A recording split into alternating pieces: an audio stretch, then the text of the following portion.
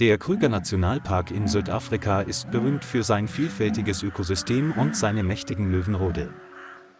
Jeden Morgen erscheint mürrisch ein erwachsener Löwe am Haupttor des Nationalparks.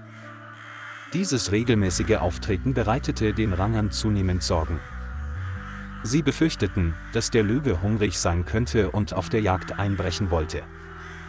Es schien jedoch nicht aggressiv anzugreifen, sondern ging nur ruhig unter der Beobachtung aller hin und her.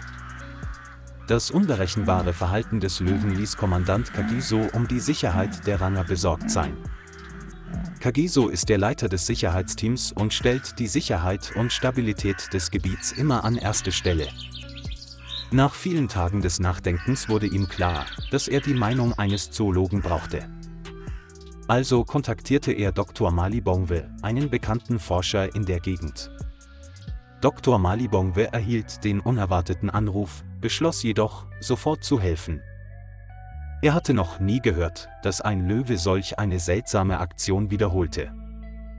Als er im Kruger-Nationalpark ankam, konnte er die drückende Atmosphäre, die dort herrschte, deutlich spüren. Die Ranger hielten genau Ausschau und waren bereit zu reagieren, falls der Löwe plötzlich angreifen sollte.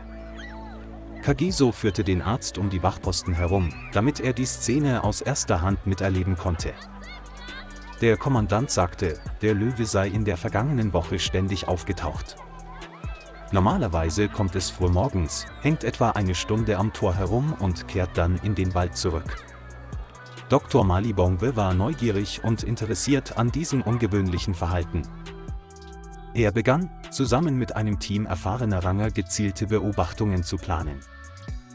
Malibongwe wurde gebeten, bei jedem Auftreten eines Löwen die Uhrzeit, die Bewegungsrichtung und die Intensität des Knurrens aufzuzeichnen. Einige Ranger befürchten, dass es im Inneren herumschleicht und einen Angriff vorbereitet. Der Arzt bleibt jedoch dabei, dass möglicherweise noch ein anderer Grund dahinter steckt.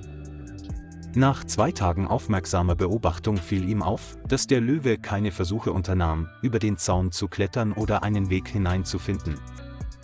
Stattdessen stand es einfach nur da und beobachtete, knurrte leise und zog sich dann in den Wald zurück, als die Sonne höher stieg. Im Kommandobüro zwischen Kagiso und Malibongwe fand eine Krisensitzung statt. Zoologen vermuten, dass der Löwe möglicherweise Menschen um Hilfe ruft. Die Theorie klingt absurd, aber Malibongwe hat überzeugende Beweise. Kommandant Kagiso zögerte bei dieser Einschätzung, doch sein Vertrauen in die Fachkompetenz des Arztes ließ ihn seine Meinung ändern. Schließlich erklärte sich Kagiso bereit, ein Team zu entsenden, um dem Löwen zu folgen und das Rätsel zu lösen. Die Nachricht von dem Plan verbreitete sich schnell in der Wachstation und zog viele freiwillige Ranger an. Sie verstehen, dass sie die anhaltende Angst beenden können, wenn sie den Grund dafür herausfinden. An diesem Abend wies Malibongwe das Team an, wie man beim Verfolgen eines Löwen einen Sicherheitsabstand einhält. Er warnte die Menschen davor, es unnötig zu provozieren oder anzugreifen.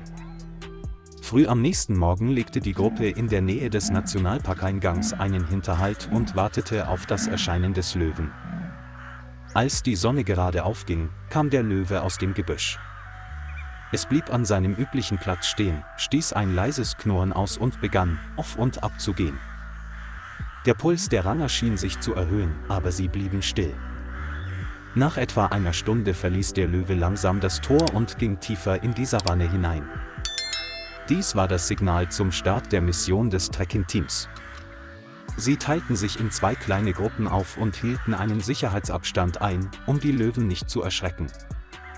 Unterwegs erschwerten dichtes Buschwerk und die heiße Wüstensonne die Reise. Gelegentlich blieb der Löwe stehen und blickte zurück. Es fühlte sich an, als würde es prüfen, ob die Gruppe noch folgte. Dr. Malibongwe forderte alle auf, sich langsam zu bewegen und keine plötzlichen Geräusche zu machen. Das Besondere ist, dass der Löwe keinerlei Aggression zeigte oder versuchte, sich zu verstecken. Als die Sonne höher stieg, führte der Löwe die Gruppe zu einem kargen Waldgebiet in der Nähe des Sabi-Flusses. Dort floss das Wasser aufgrund heftiger Regenfälle, die einige Tage zuvor flussaufwärts gefallen waren, schnell. Die Fußabdrücke des Löwen waren deutlich auf dem feuchten Boden am Flussufer zu sehen und verschwanden dann plötzlich. Einige Leute vermuteten, dass er durch den Fluss gewartet war, aber alle wussten, dass das Wasser so stark war, dass es kaum zu glauben war. Plötzlich entdeckte ein Ranger die Silhouette eines Löwen am felsigen Ufer flussaufwärts. Es stand auf einem großen Felsen und sah unruhig aus. Die Gruppe folgte dem Flussufer und suchte nach flachen Stellen, durch die sie warten konnte, ohne weggeschwemmt zu werden. Das Wasser strömte laut und erschwerte den Menschen das Gehen erheblich. Der Löwe wartete und brüllte gelegentlich, als ob er drängen wollte. Als er näher kam, bemerkte Malibongwe, dass das Gesicht des Löwen überhaupt nicht bedrohlich war. Es drehte sich um und ging weiter, in Richtung einer Ecke des Flussufers, die stark erodiert war.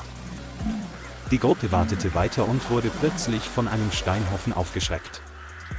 Die Felsen sahen aus, als wären sie gerade erst gefallen und möglicherweise durch Regen und Überschwemmungen erodiert. Von unten kam ein leises Stöhnen, das alle erstarren ließ. Schnell näherten sich zwei Ranger und versuchten, die Steine wegzuräumen. Sie benutzten zum Entfernen der Steine vorsichtig Brechstangen und bloße Hände, aus Angst, irgendjemanden oder irgendetwas darunter zu verletzen. Als sich eine Lücke auftat, leuchtete Malibongwe mit seiner Taschenlampe und war schockiert. Darin befanden sich zwei Löwenjunge, die erschöpft waren, weil sie in einem Steinhaufen gefangen waren. Es stellte sich heraus, dass dieser erwachsene Löwe eine Löwin war, die versuchte, ihre Jungen zu retten. Starker Regen verursachte einen Erdrutsch und versperrte dem Löwenjungen den Fluchtweg in die Höhle. Da sie die schweren Steine nicht alleine bewegen konnte, rief die Löwin Menschen um Hilfe. Deshalb erscheint es immer wieder am Eingang des Nationalparks, als würde es um Hilfe bitten. Die Ranger erkannten die Situation und versuchten ihr Bestes, die Felsen so schnell wie möglich wegzuschaffen. Obwohl sie müde waren, arbeiteten sie weiterhin mit aller Kraft daran, das Leben der beiden Löwenjungen zu retten. Schließlich wurden die beiden Löwenjungen zitternd, aber lebend aus der Felsgrube gezogen. Plötzlich ertönte ein scharfes Brüllen von der in der Nähe stehenden Löwenmutter. Es wirkte sowohl besorgt als auch aufgeregt, als es seine Kinder freisah. Malibongwe signalisierte der Gruppe, sich zurückzuziehen, um der Löwin keine falschen Vorstellungen zu vermitteln. Sie legten die beiden Löwenjungen unter einen trockenen Hügel, weit weg vom Wasser. Die Löwenmutter kam sofort näher und beschnupperte ihre beiden Jungen überall. Die Wiedersehensszene verblüffte alle, weil sie so heilig war. Die beiden Löwenjungen rieben sich an den Beinen ihrer Mutter und winselten schwach, aber glücklich. Als sie sicher war, dass ihre Jungen in Sicherheit waren, hob die Löwenmutter den Kopf und blickte in die Menge, als wolle sie ihre Dankbarkeit ausdrücken. Niemand wagte es, näher zu kommen, aber alle atmeten erleichtert auf. Sie zogen sich leise über den Fluss zurück und kehrten an ihren alten Platz zurück, um aus der Ferne zu beobachten. Von der anderen Seite sahen die Ranger, wie die Löwenmutter ihre beiden Jungen liebevoll leckte. Es war ein Moment, der die Herzen aller Anwesenden berührte.